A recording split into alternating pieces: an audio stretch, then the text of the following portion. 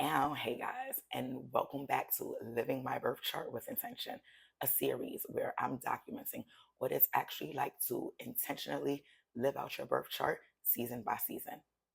This is not about predicting the future.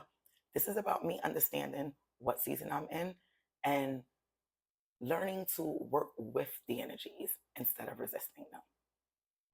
We've just stepped out of Cancer season, which activated my 12th house. The 12th house is also known as the house of the unseen. It governs our subconscious mind, dreams, intuition, spirituality, solitude, hidden patterns, healing, endings, and preparation. Cancer adds another layer to this experience. As a water sign, Cancer encourages us to slow down, feel deeply, nurture ourselves, honor our emotions, and create a sense of inner security. Combined with the 12th house, Cancer season tends to be a time where I go more inward rather than outward. And my 12th house doesn't contain any planets. So this is where my personal practice comes more into play.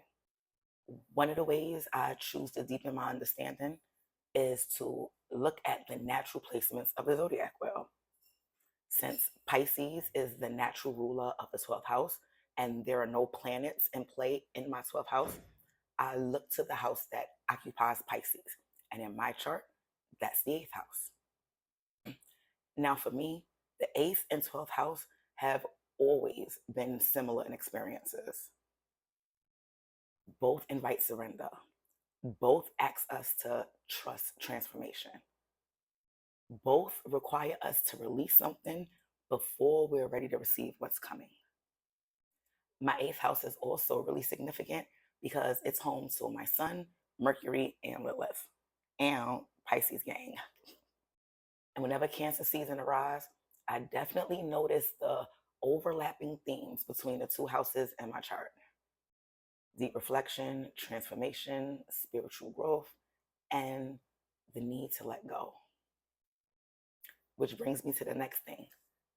Over the last 2 years, intentionally living my birth chart, I've noticed every Cancer season, I endure some form of loss.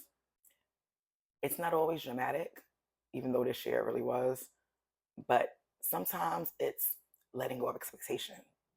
Sometimes it's changes in relationships. Sometimes it's even grieving a part of myself that I've dead ass outgrown. Before I started living my birth chart intentionally, July was always really an emotional month. The feeling of withdrawn, being disconnected, antisocial. I dead ass thought something was wrong with me. Now, I recognize that these emotions are all part of the season's initiation. So instead of resisting them, I make space for them. I spend more time alone on purpose. And I get outdoors a lot more because being in nature grounds me. I meditate, I journal, and I pay really close attention to my dreams during this time. I allow myself to rest without feeling guilty. And most importantly, I've learned to be a lot more gentler with myself during Cancer season.